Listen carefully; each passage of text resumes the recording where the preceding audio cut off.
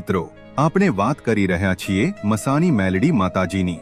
આ દેવી કોઈ સામાન્ય દેવી નથી, જેમના સ્વરૂપને જાણવું સહેલું નથી। તેમનું નામ સાંભળતા જ ભય અને ભક્તિ બંને એક સાથે હૃદયમાં ઉત્પન્ન થાય છે। મસાણી મેલડી માતાજીનું સ્વરૂપ એટલું ઉગ્ર અને રહસ્યમય છે કે કહેવામાં આવે છે કે મસાણી મેલડી માતાનું નામ ઉચ્ચારતા જ પાપીઓના હૈયા કાપી ઉઠે છે, ભૂત પ્રેત અને નકારાત્મક શક્તિઓ ભાગી જાય છે। મસાણી મેલડી માતાજી જેટલી ઉગ્ર છે એટલી જ તેઓ પોતાના સાચા ભક્તો માટે કરુણામય પણ છે।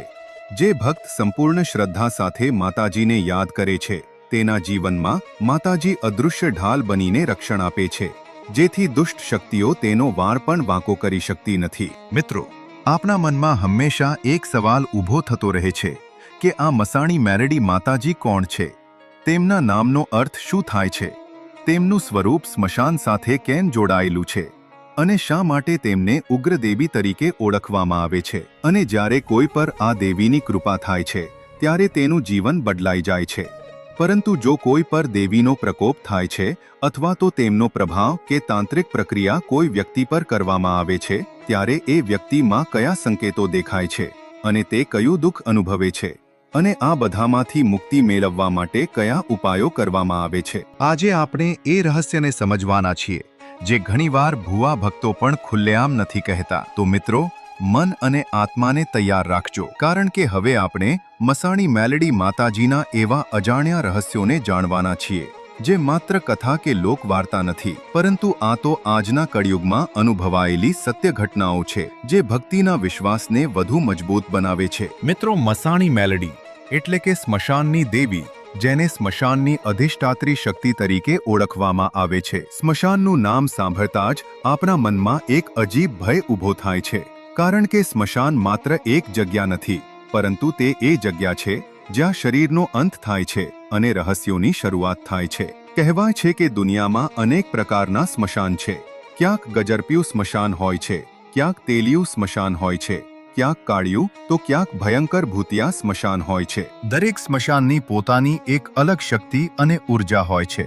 આ બધા સ્મશાનો પર જે દિવ્ય શક્તિનો અધિકાર માનવામાં આવે છે તે છે મસાણી મેલડી માતાજી। મસાણી મેલડી માતાજીનો પ્રભાવ ફક્ત સ્મશાન સુધી સીમિત નથી। કહેવાય છે કે આ દેવી સીધા જ માનવીના મન અને વિચાર શક્તિ સાથે જોડાયેલી છે। જ્યારે કોઈ વ્યક્તિ તેમના ક્રોધ કે કોપમાં આવી જાય છે ત્યારે તેનું મન અશાંત બની જાય છે, તેનામાં બિનજરૂરી ગુસ્સો, નકારાત્મક વિચારો અને અજીબ માનસિક પીડા શરૂ થઈ જાય છે, અને ક્યારેક તો મગજ કામ કરવું બંધ કરી દે છે। એવું લાગે છે કે જાણે કોઈ અજાણી શક્તિ અંદરથી આત્માને દબાવી રહી હોય। તંત્રશાસ્ત્રના ગ્રંથોમાં લખ્યું છે કે સ્મશાનમાં માત્ર એક કે બે નહીં, પરંતુ કુલ 256 મસાણી શક્તિઓ વસે છે। પરંતુ આ તમામ શક્તિઓમાં સર્વોપરી અને સૌથી પ્રબળ સ્વરૂપ મસાણી મેલડી માતાજીનું માનવામાં આવે છે। કહેવાય છે કે સ્મશાનમાં તેઓ સૌથી આગળ ઊભી હોય છે અને સમગ્ર સ્મશાન તેમની પાછળ ઊભું હોય છે।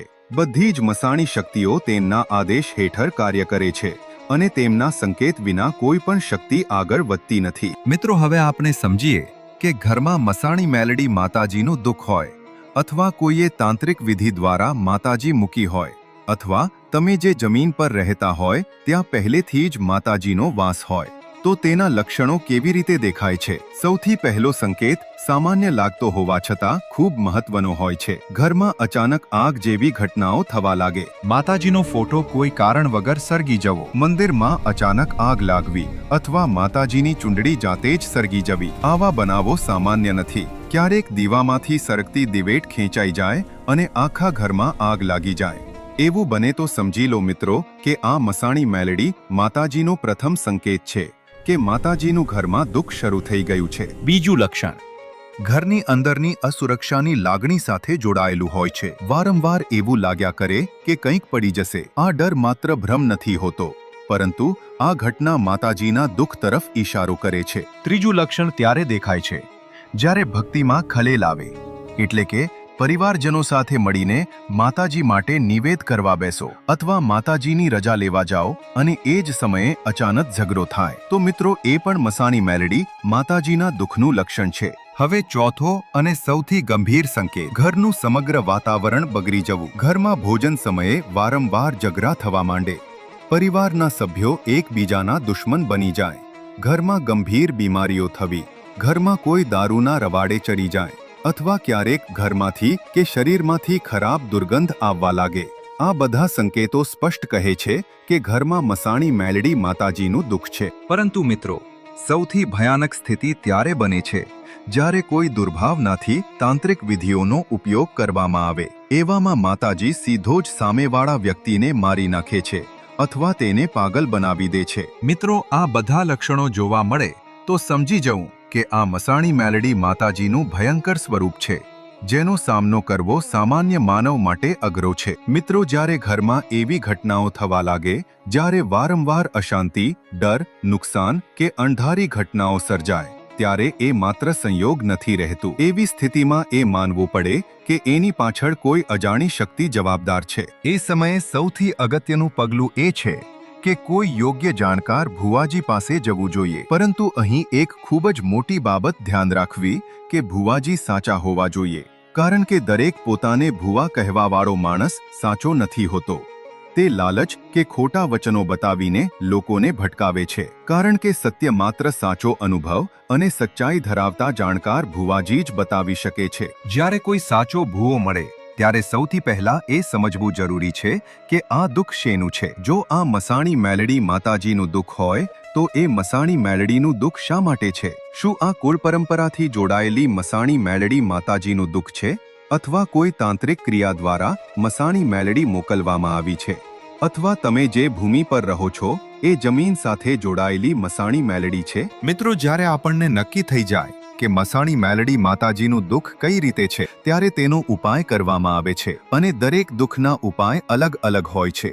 જો આ આપણા બાપ દાદાઓની મસાણી મેલડી માતાજી હોય તો સૌપ્રથમ કુળદેવીની અનુમતિ લેવી અત્યંત જરૂરી છે. ત્યારબાદ ઘરની બહાર મસાણી મેલડી માતાજીને બેસાડી શ્રદ્ધાપૂર્વક દીવો, 2 અગરબત્તી, 1 ફૂલહાર, 1 શ્રીફળ અને મીઠો પ્રસાદ બનાવીને ધૂપ કરવું જોઈએ. કેટલાક પરિવારો પોતાના રીતિ રિવાજ મુજબ માંસ, મટન, દારૂનું નિવેદ અર્પણ કરે છે.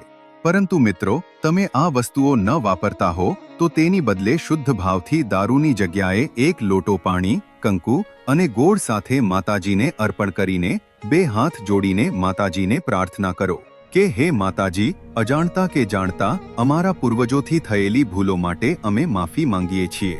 અમને ક્ષમા કરજો અને અમારા પરિવાર પર તમારી કૃપા સદાય રાખજો. અને મિત્રો, જો આ દુઃખ કોઈ તાંત્રિક ક્રિયા દ્વારા મોકલેલી મસાણી મેલડીનું હોય તો જે હેતુ માટે માતાજી મોકલાયા છે તે વેણ વચન પૂરો કરીને માતાજીને આદરપૂર્વક અને આનંદપૂર્વક વિદાય આપવી જોઈએ. આ રીતે સાચી શ્રદ્ધા અને સાચા ઉપાય દ્વારા આપણે મસાણી મેલડી માતાજીના દુઃખને દૂર કરી શકીએ છીએ અને ઘરમાં ફરી એકવાર સુખ શાંતિનું વાતાવરણ સર્જાઈ શકે છે અને પરિવાર પર ફરીથી માતાજીની કૃપા વરસાવી શકીએ છીએ. પરંતુ મિત્રો, અહીં મહત્વની વાત એ છે કે મસાણી મેલડી માતાજી ફક્ત ભય, દુઃખ કે પીડા આપનારી દેવી જ નથી. જો માતાજી પ્રસન્ન થાય તો તે ભક્તના જીવનમાંથી દરેક અંધકાર દૂર કરી દે છે, તેના બધા દુઃખ, દર્દ, સંકટ અને વિપત્તિઓ દૂર કરી દે છે અને તેના જીવનમાં ધન, ધાન્ય, સુખ, શાંતિ તથા સમૃદ્ધિ વરસાવી દે છે. માતાજીની આ શક્તિ અને કરુણાનું જીવંત ઉદાહરણ આપણને એક અદ્ભુત અને ચમત્કારિક કથા દ્વારા જાણવા મળે છે. હા મિત્રો, આ કથા છે મહાન રાજા વિક્રમ આદિત્ય અને મસાણી મેલડી માતાજીની. મિત્રો, આ કથા માત્ર સાંભળવા માટે નથી, પરંતુ સમજવા માટે છે. કારણ કે આ કથામાં તમે જાણશો કે માતાજીના આશીર્વાદ કઈ રીતે પ્રાપ્ત થાય છે.